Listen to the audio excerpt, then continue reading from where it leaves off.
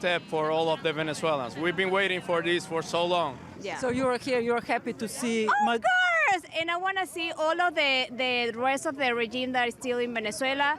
We wanted to see them outside also. It's not one person. It's a huge criminal organization. And they don't surrender. Sodeč po izjavah Trumpovi administraciji ni preveč mar, kdo zdaj vodi Venezuelo, pomembno je le, da posluša ZDA. Prav tako ni nič slišati o demokraciji ali človekovih pravicah, veliko pa o nafti. The Trump administration is very blatantly doing this military action exclusively for the profits of Exxon and Shell Corporation. They are doing it for oil because Venezuela has the largest oil deposits in the world. In koga bi tisti, ki so zapustili Venezuelo, zdaj radi videli na čelu države, kjer je Maduro ukradel zadnje volitve?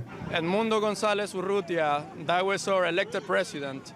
That is the president of the Venezuelan people. It's very hard for them to exercise their role right now because the Venezuelan military is part of the criminal organization.